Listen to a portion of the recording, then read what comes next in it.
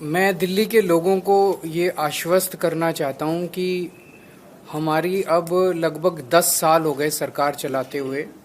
और आप लोगों ने देखा होगा कि पहले 9 साल में आपको किसी भी तरह की हमने तकलीफ नहीं आने दी, चाहे वो सड़कें हों, चाहे वो अस्पतालों का वो हो, बिजली हो, हर तरह की सुविधा हमने दिल्ली के लोगों को देने की कोशिश की।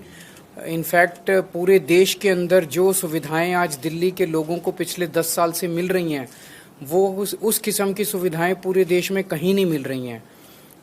लेकिन पिछले 1 साल के अंदर आप देख रहे हैं कि किस तरह से एक के बाद एक मंत्रियों को जेल में डाल दिया इन्होंने, दिल्ली को ठप करने की कोशिश की, दिल्ली के काम रोकने की कोशिश की, दिल्ली सरकार को डीरेल करने की कोशिश की। उसके बावजूद भी हम लगे हुए हैं, हम डटे हुए हैं। अब मैं बाहर आ गया हूं और जितने भी रुके हुए काम थे और जो जो तकलीफ़ें और समस्याएं लोगों को हैं, मैं उनको आश्वस्त करना चाहता हूं। उन सब की तरफ हम लोग अब ध्यान दे रहे हैं और आपकी समस्याओं का निवारण करना हमारा फ़र्ज़ है। मुझे पता चला है कि दवाइयों की कमी बहुत ज़्यादा हो रही है अस्पतालों में और मोहल्ला क्लिनिक में। इन लोगों ने दवाइयाँ बंद कर दी।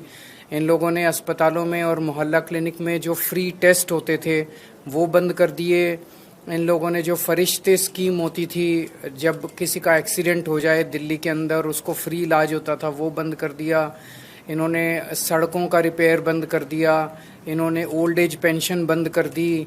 इन्होंने इस तरह से कई सारे काम हैं, कई होम गार्ड्स की और कई लोगों की तनख्वाहें बंद कर दी।